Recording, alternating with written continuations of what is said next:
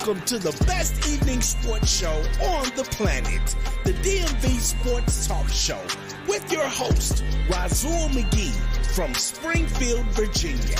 We keep you updated on all sports in the DMV with the In the Zone Sports Talk Radio Network.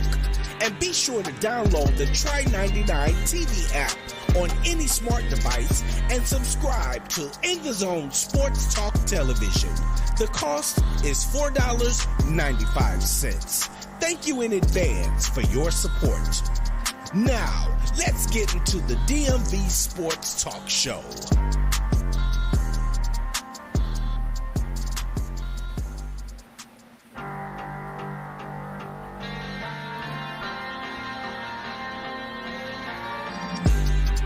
Welcome to the best evening sports show on the planet, the DMV Sports Talk Show, with your host, Razul McGee from Springfield, Virginia.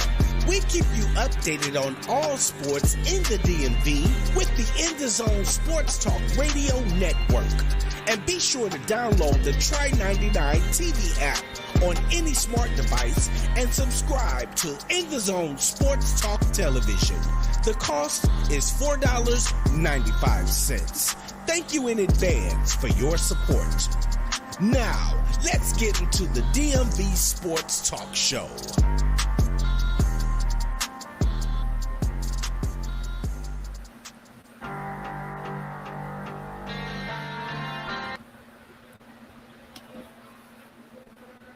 Welcome to another edition of Dmv Sports Show with your host, the night show, the best night show host, Razul McGee, on the planet. Time is 6:02, and yes, it's Saturday, the 27th Saturday, to hear another sports show that you want to hear on your weekend. We got a lineup that you wouldn't believe. We're going to talk about the Washington Commanders, OTAs. We're going to talk about the rookie OTAs. We're also going to discuss the Washington Wizards. We're going to talk about the NBA playoffs. It's simmering down, but it was heating up towards the end. And also we're going to talk about the Baltimore Orioles are red hot, completely on fire. Fired in those Cheetos and Doritos that everybody's been eating. You wouldn't believe it if I told you, but I will get to that. Who actually left in the NBA playoffs? We're going to get to that as well. What was the departing interview of one of the players? I'll get to that as well. We're also going to discuss, don't forget, we're going to discuss some really good football topics. We're going to discuss some NFL scheduling of the Commanders, and the commentators didn't, as usual, on NFL.com, didn't give us no breathing room whatsoever. We're also going to discuss some other things, such as the new ownership and what they're going to do, and what's being said over the airways. But before we get to that, make sure you call in 512-543-4662. I say again, 512-543-4662.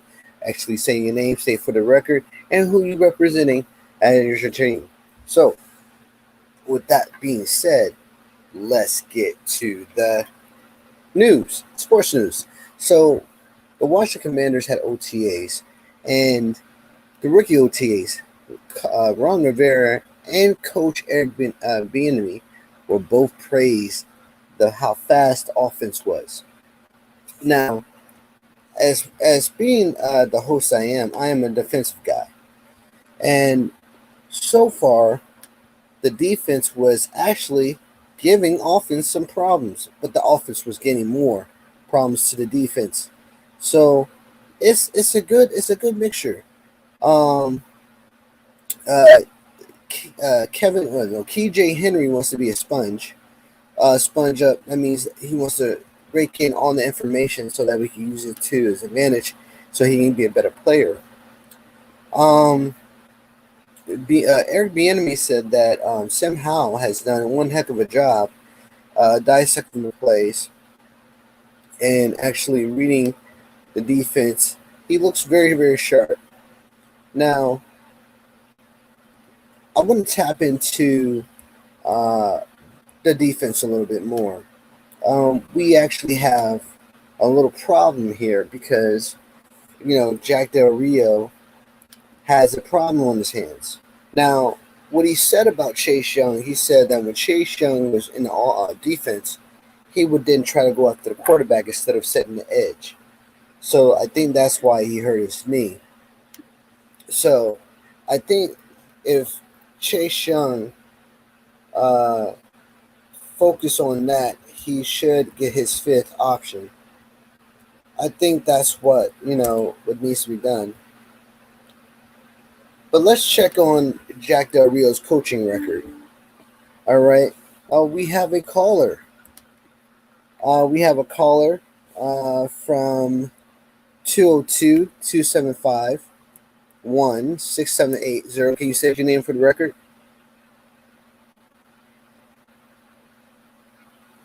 Oh, I'm from 54354-331. Yeah, I know that name, and I know that sound, and I know that number. That is Coach Maryland. How you doing, Coach Maryland? Hey, how you doing? How you doing? And the 202 number, that must be Steve. Steve must be on mute, but when he comes back, we're gonna get him in as well. Oh, wait a minute. Is that Steve? I'm me. I'm 751. You're 751. I'm 751-6780. Yeah, I know. That's what I said. I thought you said 271. No, I said 202. I said 202-751. I put the emphasis on one because I knew who it was. But when I do that, I know exactly who I'm going to dive into it. I'll be right back. Let's look at it. Oh, I'll be right back. Okay, go for it. We'll save your place. Well, since he, Steve will be right back, we're going to go ahead and talk to Maryland. So, Maryland, I was going to dive into, Jack Del Rio's coaching record. And to be surprised, his coaching record is 93-94. He is 1-3 in the postseason, and his career is 94-97 with a percentage of .492, which is low. So, being a defensive coach as he is, as a defensive head coach, his record stands at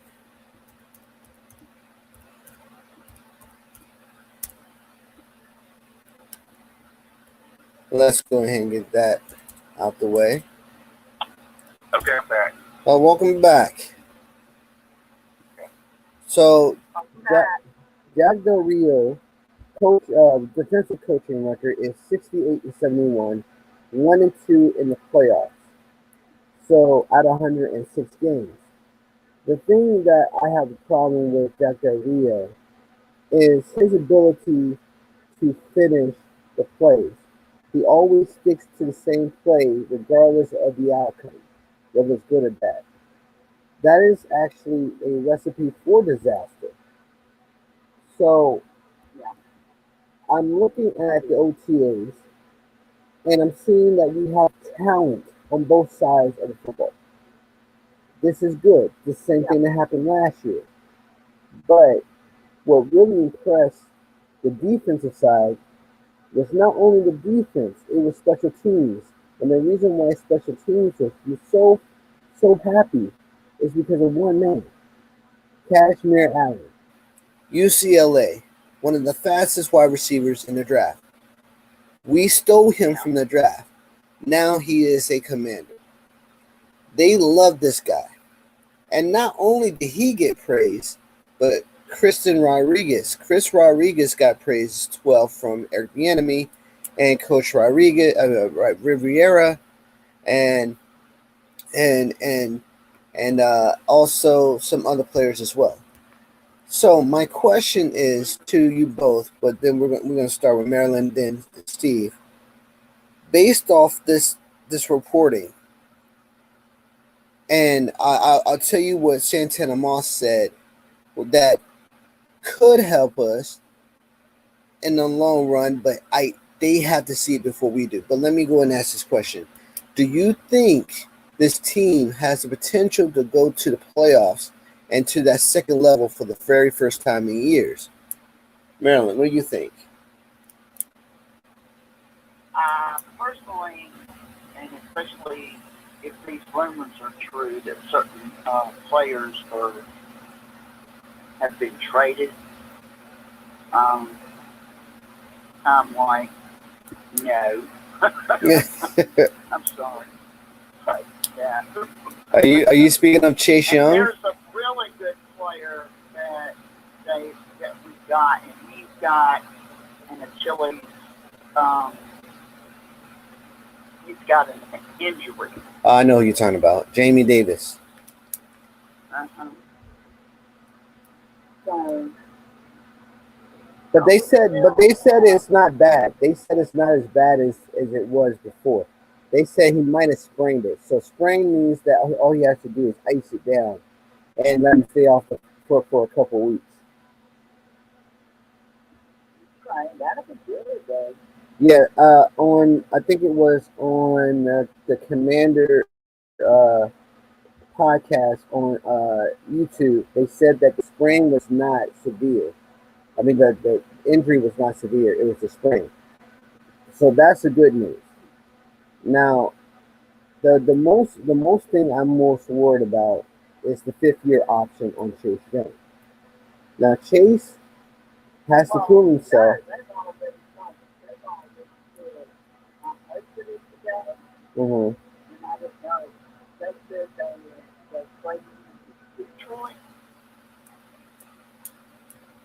They traded him to Detroit. And I wanted to see if that's true. You know. Well, they can't. Like, well, let's see. How can they do that when he needs to get out and try for us? This is something. You know, give him a try. You know, I got this. I'm going to play. And I know you know Rodney Johnson.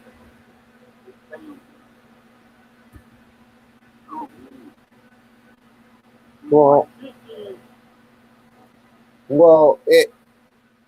it's a rumor. It's not a definite thing. Mike Valenti endorses the Lions trading for Chase Young, but it's not definite, and it's just a rumor. That's what they said about Chase Young going to the Kansas City Chiefs. So it's not. Well, they're trying to, but they're not going to. Here's why. What you're looking at is people in the stratosphere, mainly the journalists who are sports journalists, and what they're doing is composing of these mock trades, and these mock trades are not accurate because these are trades based off journalistic thoughts, and each journalist has a childhood team. They want to see their team try to get a player on our team. So what they do is they composes these mock drafts or mock trading scenarios where they're trading for us, and then we get some bonehead player that can't do anything. You know, it's something like the Wizards. Yeah. So the Wizards have these same type of individuals who are journalists, and they compose of these mock trades to get Bradley Beal.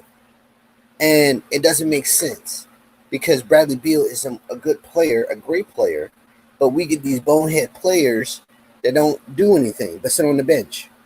And then when we get them, they suck. So this is the same way with Chase Young. Yeah. That's the reason I put a code red on there. Where's the cactuses? But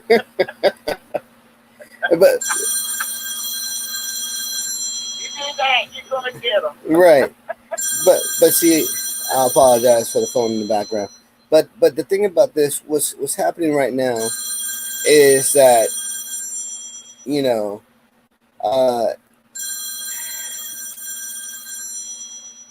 the thing about it is that let's go ahead and move forward. So what's happening now is that Chase Young has to prove himself to get that 5th-year option. So this is his 4th-year option that they took up last year. So after this year, I think they're going to give him his 5th-year option. I think Chase is going to stay with us along with Montez Sweat. I think what has to happen is that the individuals who are training him right now needs to test his leg strength.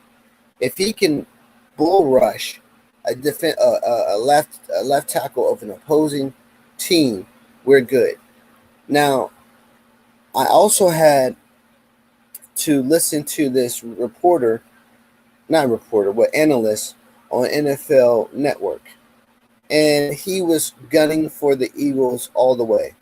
They already have the Eagles going to the Super Bowl, beating everybody, but they forget we beat them on Monday night badly, right? Yeah. Just because they acquire Swift doesn't mean that just they're gonna beat us. We got players too. So here's where I'm having a problem at, and I want Steve to help me out. So we beat the Eagles Monday night, and then we get a really good player in KJ Henry. We also get Chris Rodriguez. We also get Kashmir Allen. We also get some really good backups. We have Antonio Gibson, Brian Robertson, and we have Scary Terry, Johan Dotson. Mm-hmm. What are we missing? Steve, We got some good players. we have some really great players. Steve, can you help me out? What are the analysts missing about us that they keep saying that we're going to lose to these key the key teams? Steve? Yeah, yeah. Okay. So my question to you is, what are these other analysts missing? Are they saying that we're unable to beat teams? Okay. They missing a lot. See, they going by like the last couple of years with us and stuff like that. Our offense has got a lot better now. I tied in that guy first and out for the year. We got a 4th tight end that is 6'8". Okay, 6'8". Yep. 275 pounds. With he's the tallest tight end in the NFL. Right. We can use him as blocking. We can use him as a goal line catcher. But we also picked up, like I said, the free agents from UCLA, which got 4.3 speed. Yes. He's going to use him like McKissick, and he's more dangerous and fast. He's going to be our kick returner and our punt returner. And then don't forget the defense with Mathis, and then you got the guy from Clemson, the defense end that was 4 speed also. And as far as Chase Young and what's concerned, this is money here for both of them. So it's a thing for them. If they don't play, if they don't play good, then they're not gonna get the money they're gonna ask for next year.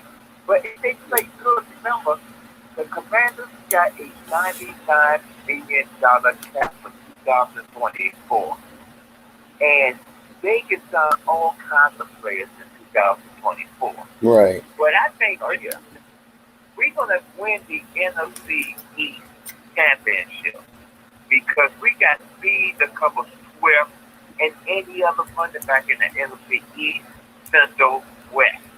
So we can cover everybody. We got, like you said, the NFC East and the AFC East got the top 8 toughest schedule in the league this year. So we're gonna be covering a whole bunch of people. So we should not worry about they they not see everybody is not worried about the Commanders, but for the Commanders is gonna beat some teams that they sit that beat because we got the top three defense. We was number one against the rush. We were 22nd against the passer. We were still number three. Okay. Now we just our pass defense. We got two linebackers. We got one for the. Well, to that credit, you're absolutely right. We had the number 3 ranked defense in the league last year, right? Without Mathis, but with Mathis, we're probably going to be 1 or 2. Not only that, Jack Del Rio scheme is he takes a bit of a risk by dialing up a cover 0 scheme, which initially is a poor man's coverage. It's pure man. While everyone else blitzes, each eligible receiver is assigned a single defender man coverage while every other defender rushes, guaranteeing a defense can rush one or more of the offensive can block. So basically what they're doing is lining everybody up against the line of the offensive line. So everybody has their man. So when they do a blitz, it's something that would there was another defensive player who did that, Jim Haslett. Jim Haslett used to do the same thing where they will line everybody up to the line, which is called a 0 blitz, when we had 3-4. But the problem with the 0 blitz, it leaves us vulnerable in the backfield because we get burned because of the scheme. So what they do, we fake the cover 0 and drop everybody back and then rush 4 while we already have 7 in the backfield. So that is called a gamble. That is called blackjack. This is what I call blackjack. It's when you have right. Well, see, that's what that's why Jack Del Rio is a gambling man. You cannot gamble, especially in the NFL, against NFC East because they've seen this play before and know how to scheme well. This is why you don't do it. The only time you do it, and they're pinned at the 5-yard line, and they're trying to go not 88 yards to the touchdown, right? Yeah, but you know we could run the Chicago Bears 46 defense with all our linemen. We got some of the best defensive linemen in the NFL. Plus matches. One guy from Clemson. Yeah. You know, like I said, we can drop anybody we want to. Right. You know, somebody gonna move against us. You seen that 2 years ago against Pittsburgh when they were undefeated and we stopped them. We stopped them. We did. And we stopped them at the goal line. We got the best defensive line and we're gonna have it for the next 3 years. Well, the problem with running the Bear defense is the aggressiveness. You have the aggressiveness, but injury plague. Yeah, you gotta have the defense. You gotta have your offense. Right. So we and to be in the Bear defense, we have to have the lead. When we were playing the Bear defense, we had the lead. And Taylor Heineke was at the helm. Right now, we have to hope that Sam Howell has that same mentality of running the football. Now, I'm not saying be like Daniel Jones. I'm saying play a little bit smarter. When run, you have to. Now, I'm not saying Sam Howell's not smart. What I'm saying, I'm sorry. We have a new caller. This is caller. He's the host of the Enhanced Sports Show.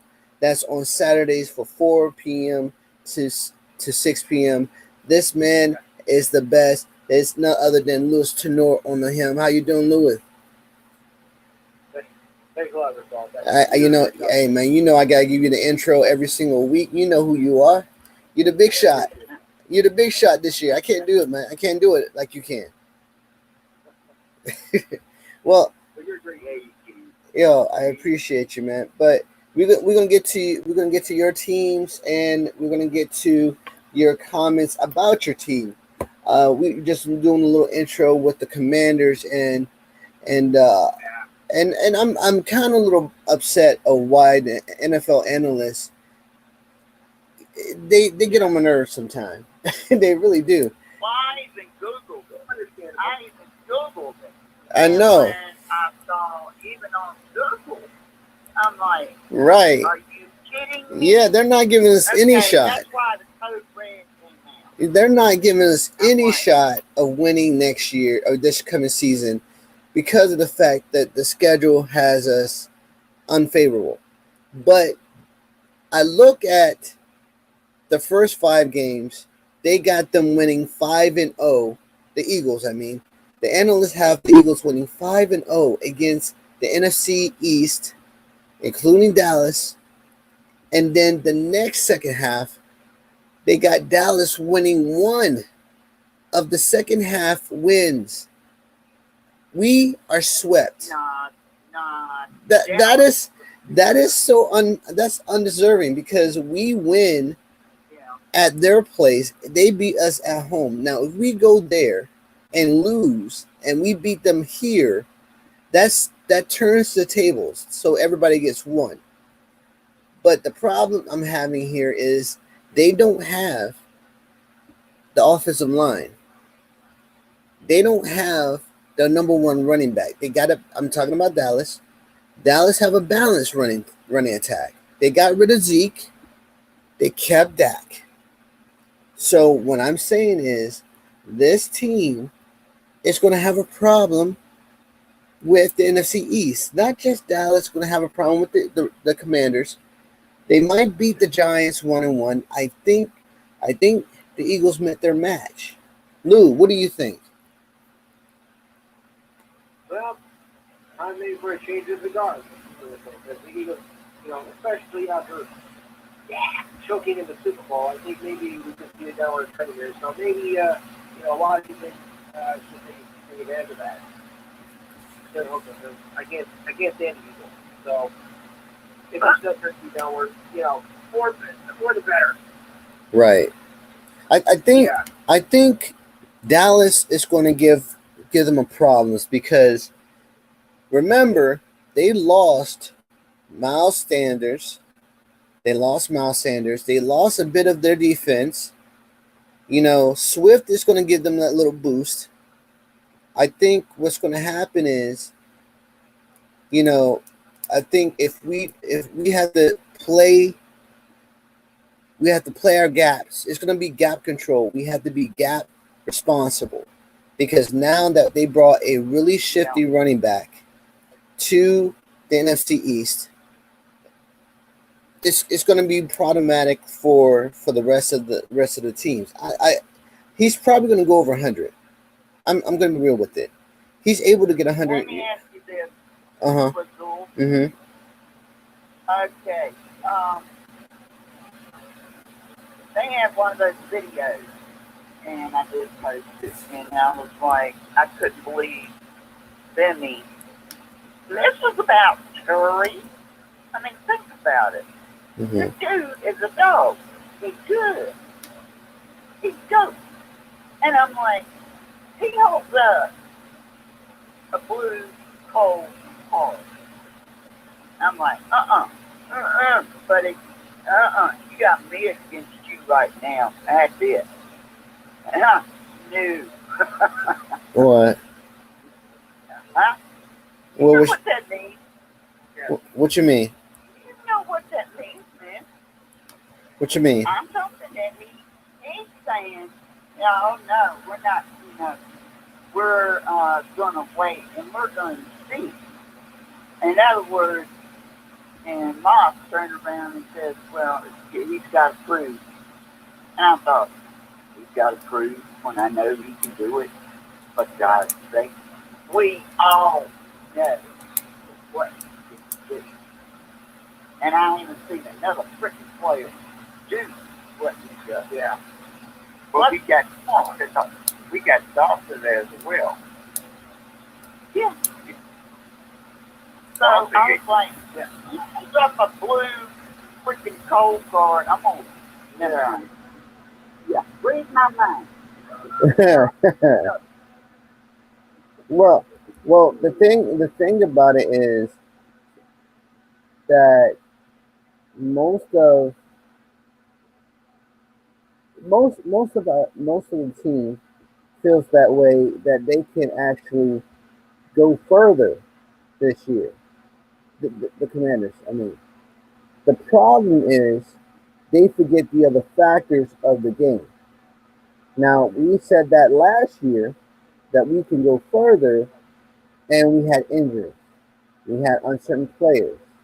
We had one thing. Yeah, so the OTAs are very, very important as they go through, because you have to do conditioning. If we don't have the right conditioning, we can't go as far as we would like to. I would like to say, I think we can. That's what I'm saying right now. As of what I've seen in the draft, we have the talent to go further. On paper, we're unstoppable. That's on paper. But on the field, it's a whole different thing. I think we'll cause a lot of team problems because we have top speed. We have personnel schemes that are getting better. You know, Eric Bieniemy edition is actually looking promising. But when I'm it still goes down to the basics. It goes to the quarterback, defensive head coach, and the scheme. If we don't have the right mindset at the quarterback helm, the right mindset on the defensive coaching, we're not going to get anywhere. And look at the season, it's going to be another 8-8 season. I think the addition of Eric Bieniemy is actually a good thing. It's a great thing. We have to have all our running backs go over 100 to win. I'm going to be real with you, because if you look at who we're going against, I'm going to pull up the schedule, and I'm just going to go right with it. We go against the Cardinals week 1. Now we have to win. This is a home game. We have to win, because if we don't win this game, now keep in mind the Cardinals just released DeAndre Hopkins, which is good because he's a threat down the field. They have a really good defense, but they do not have. They have a really good offense in Kyle Murray. We have to be really, really, really, really sound to beat this team. If Kyle Murray haven't met Chase Young, he will now. If he hasn't met Monte Sweat, Fidarius Mathis, Deron Payne, he will now. Now we got Emmanuel Forbes, Derek Foster, Benjamin St. Jude, and Camden Curl. Now we have a defense that's fully packed with talent, and he's not going to know what to do. And and offensively, we have to put up a lot of points, because if we don't put up a lot of points and we're still scoring 23, the season's already done, right? So this is where the problem comes in. We have to focus on what we see. Now, the second game, this is what Santana's Moss said on the podcast on YouTube. You go look it up. He said this about the Buffalo Bills. He said the Buffalo Bills he said Josh Allen's going to be Josh Allen. But this team is going to beat the Buffalo Bills. He said that, not me. I'm cautious because I look at everything. I look at the stats. You know, Santana Moss just said, I feel this. We're going to win. I'm like, geez, Santa, what's going on, man? You all right? That's pretty cool. I know. Like that. He just went and said, he feel it. Because what's his name? Fred Smoot Fred Smoot and Logan Thompson said, well, we're kind of iffy about this game. He came around and said, we're going to win. Now, week 5. You got to be positive. Well, yeah, positive. I mean, it's okay to be positive, but you got to have facts to back it up. If he's just being bold, then I'm right with him. We're going to be bold together. But the one thing I would say about,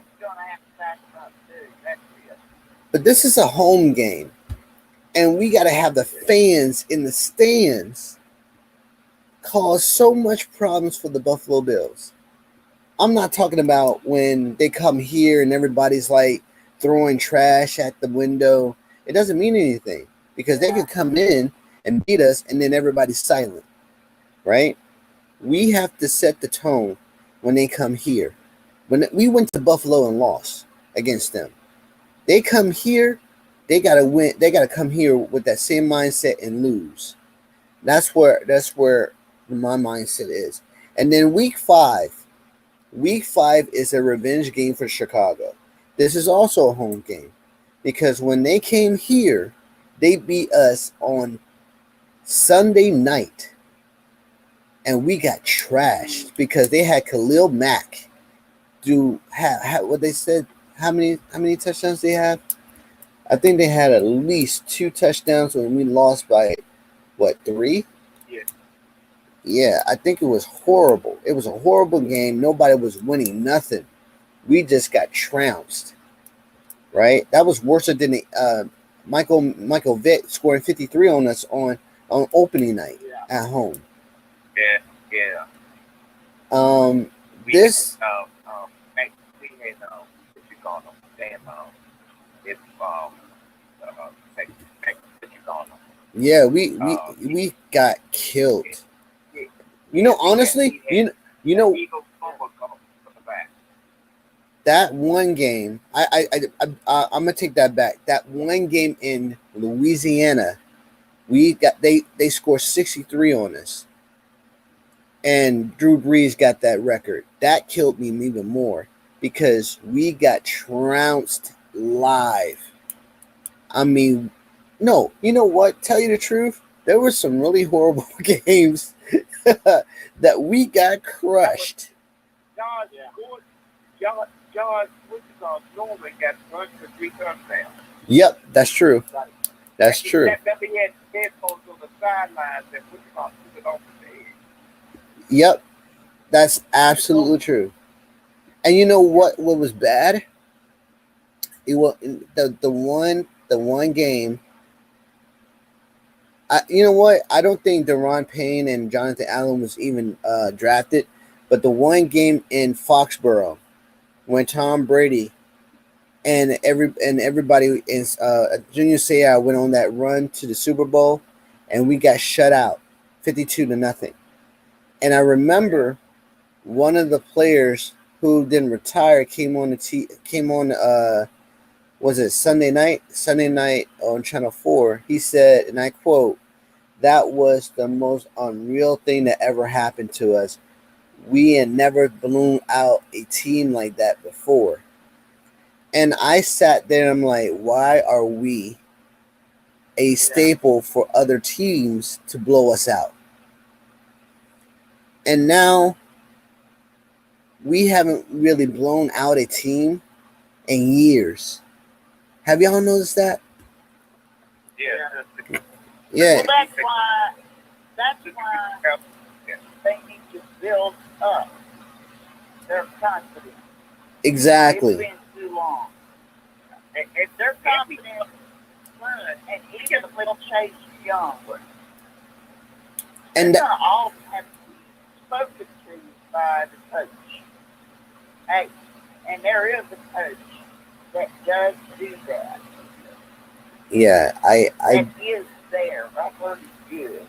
I just find that odd. We have been in this game for decades, right? And the last team, hold on, let me Google this. I gotta figure out who this. Hold on.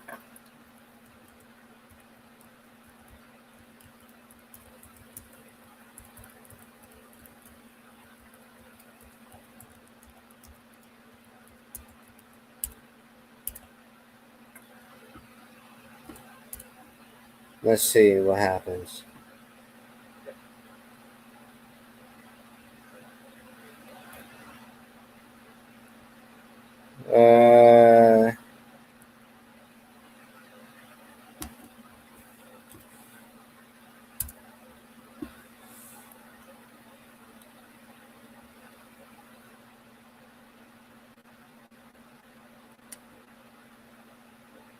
All right. I'm going to even shock myself if I find out. All right, here it goes. The moment of truth. The last time we blew out a team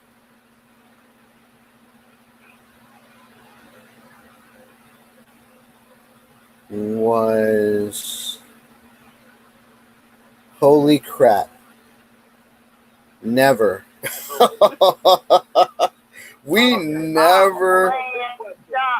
we never blew out a team. We were always leading, and then we'll let them come back. But we have never had a goose egg of a team. Never. Well, that's why I'm saying in the second half, especially the fourth quarter, they got to be booming. They got to have their strength. Yeah, exactly. You know I mean, what I'm saying? yeah. Look at what they put against the Rams in the playoffs. Nah, that's the playoffs. That was years ago. Okay. Well, I'm talking about previously. You know, I can understand it. I can understand if it was in the 50s, Steve. But Right, Rizzo, yeah, don't forget. And it's what I was thinking up to the season because I got tired of the fans and everybody. Blah, blah, blah, blah, blah, blah. And I do speak that. This team has been through so much stress. yeah. But it comes with the team, though. You know. And you know what? No. Absolutely. That's good. And I don't know if somebody heard me or what, but I'll say one thing. They came out and they started winning. And I loved it. I'm like, we're on the roll. I love it. Well, I'm not saying it's because of me, but it was the fact that they were. I don't know how we got as many wins this last year as we did. But we did. And I gotta say, I'm proud of it. all right. I'm proud of that team. Yep. And that's why I loved it. Before he got hurt, before he broke his leg against the Texans. Well, go ahead, Steve, and then we'll move on. Yeah, I mean, I was just with the Supreme Court for the leg the same day and year that Johnson broke his leg, and I've seen that against Lord Taylor. I was like, ah, Right. you know. No, you're right. I just think, now is the time to have this team do something special in the first 5 games. Yeah. And to set the tone is what we need to do in these first 5 games coming up. The Cardinals, we have to win. You know, at home, even though we never seen the Buffalo Bills again, beating the Buffalo Bills at home would dramatically boost up the morale for moving forward in the first half of the game. So I want to ask Lou. All right, so Lou, I'm gonna ask you. This is a two sports comment: baseball, basketball. All right. So there was a big upset last week after a lot of commentators said that this team was going to go to the finals and it's going to be the best this star has ever been to. And they were talking about LeBron James. What happened to LeBron James, Steve? I mean, not Steve, Lou?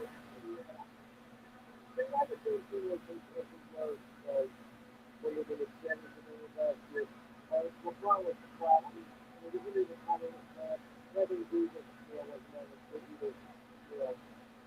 not to do with just, literally just performing that to them. What you do. So it was really good set up for, against Denver Nuggets. And we got to.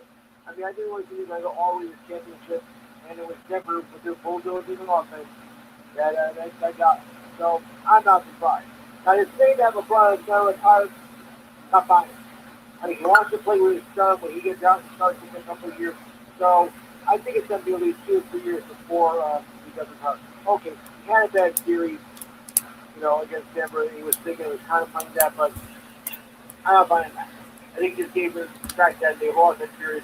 Their thought team was going to go first. Well, he did. That's what. I'm glad that you brought that up. He did, in fact, say that he has to sit down and think about coming back next year because he wanted to win this year to shut up all his critics. Now he was upset because the Denver Nuggets blew them out 4-0 in the series. Get this. Here is LeBron James' record in the NBA Finals, 22-33. Now, let's look at Jordan's record. Jordan is the only player who is the GOAT who made it to the NBA Finals 6 times, winning all 6, including 2 three-peats. LeBron James has 10 appearances in the finals. Right. And get this. He lost 6 of them, which means he has 4 championship rings from 2 teams. This is why he's upset, because he figured he can go and change all the scoring titles to his name and then win championships. Then everybody can say he's the GOAT. The problem is the NBA didn't follow with his idea, and he's upset. Yeah. So I believe he's not coming back. If he does come back, he has to face John Morant, which John Morant is going to beat the Lakers again. Okay. He has to face the Suns. They're going to be 10 times better with the draft. He has to face the Warriors again, which is going to be 10 times better than him. He has to face the Nuggets. He has to face the Nuggets again, who are going to beat him and sweat him 2 straight years in a row. And then who will he draft for? He won't get nobody else. And keep in mind, they're thinking about trading Rui Hachimura and Russell.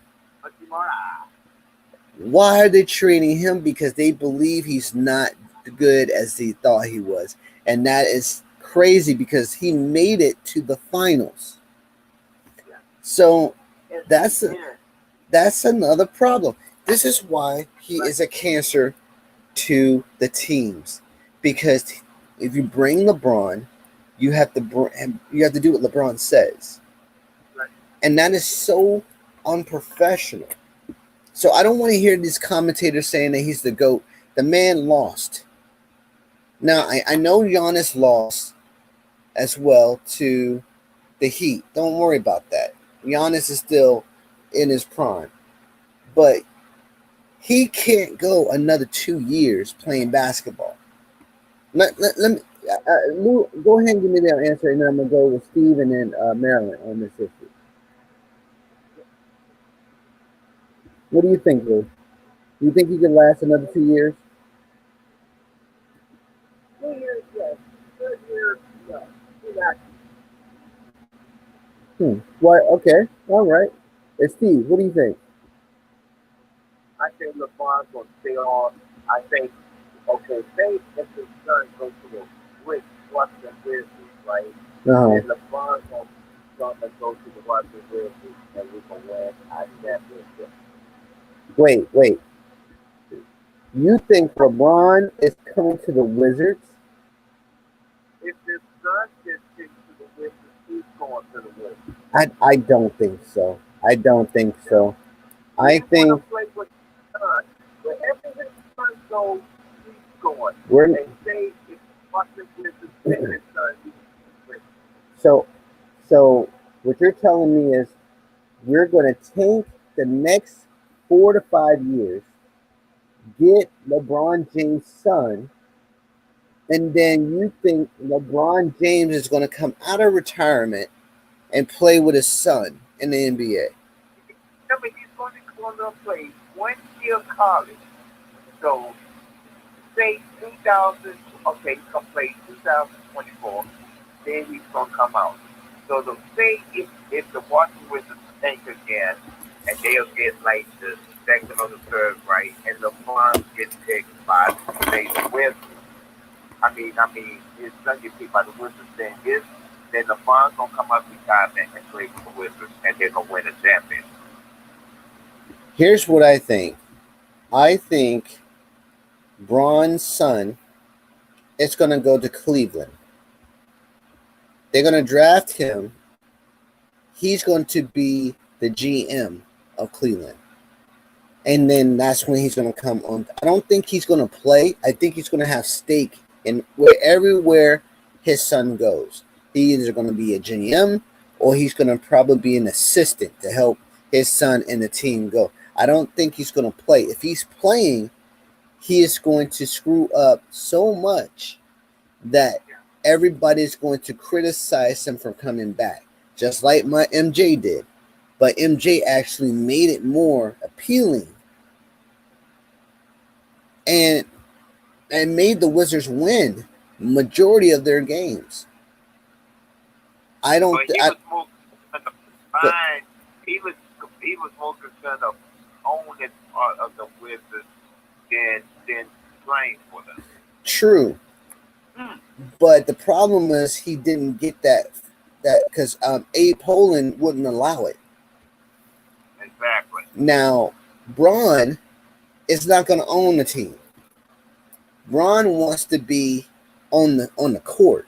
He wants to be an assistant. I see that because once you're an assistant or a head coach, guess what?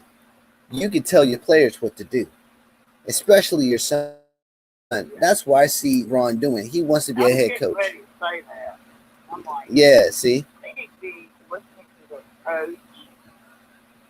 Yeah, I don't see him owning a stake in the organization, but being a coach, that's what LeBron wants, because once you on the court, you could tell your team to shut up. I'm talking. That's where his mindset is, because he's been doing that with Tristan Thompson. He told Tristan Thompson, "Shut up. I'm talking." And Tristan, I'm not talking to you. I'm talking to coach.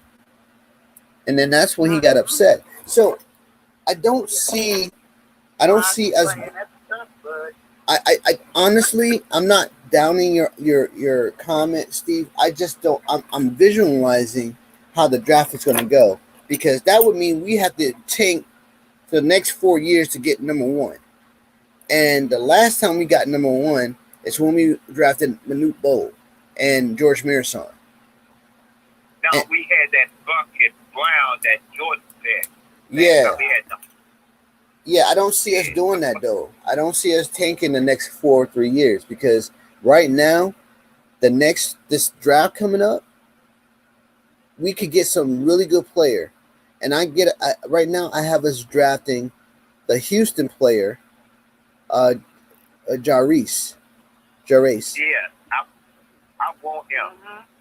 I think if we get Jarvis and then we build around him, that can make up for the Obi Toppin missed up that we let that go to that player went to the Knicks. No offense, but we really wanted Obi Toppin. But if we get Jarvis from Houston, we're good. We're good for the next 3 to 4 years. You know. Okay, let's go ahead and move forward. Orioles, Lou. Oh, I'm sorry. Go ahead, Lou. Sorry.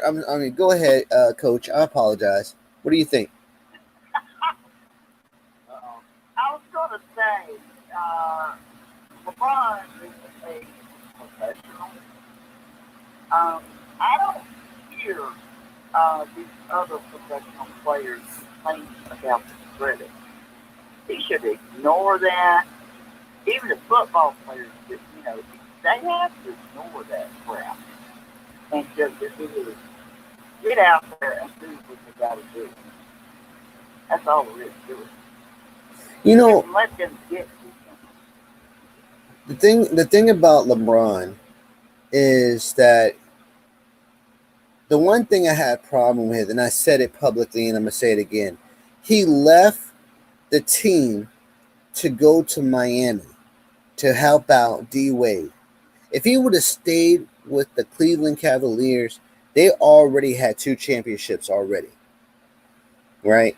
Because the next draft, they could have drafted, what's that guy's name? Dwight Howard.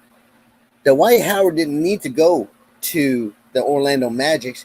They could have drafted Dwight Howard as a Cleveland Cavalier, and they would have won that championship with his talent. Imagine Dwight Howard and LeBron James. That would have been a awesome tandem right there. And they would have had 2 championships. And you know what? They would have been right off the bat the dynamic duo. And then you would have brought in Kyrie Irving later down the line to win their 3rd one. Guess what? Then you could go to Miami and help out D Wade, and I wouldn't have no problem with it. It's how you did it. Look what Steph Curry said. Steph Curry won his 4th championship, and he said, "Listen, I didn't have to go to another team," and that was a straight shot at LeBron. And then what LeBron did, he went to the Lakers and won the bubble championship. That was nothing. A bubble championship was nothing. So my problem is that when you have a team like that, you gotta finish it. Michael did it. Isaiah did it. Charles Barkley did it. He didn't win no championships, but he was one of the best. Look, Sean Kemp and Gary Payton did it. Yeah. But they didn't win no championships, but they were good.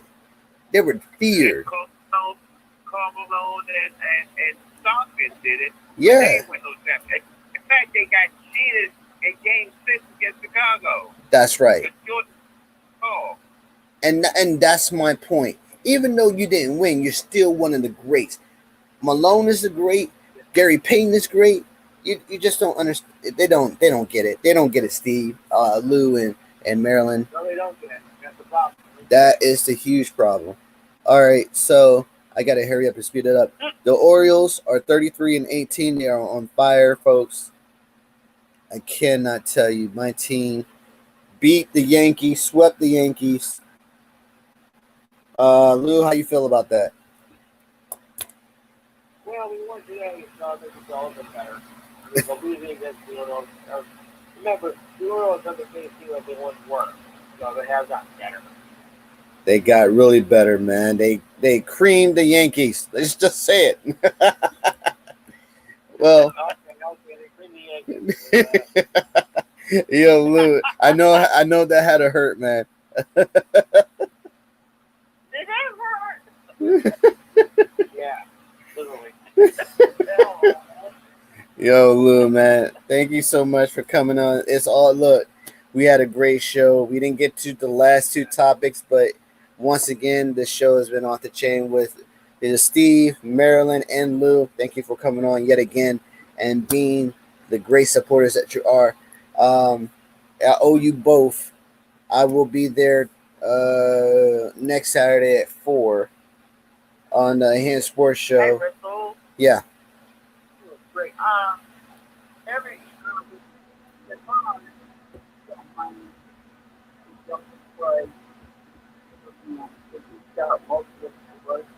Yes.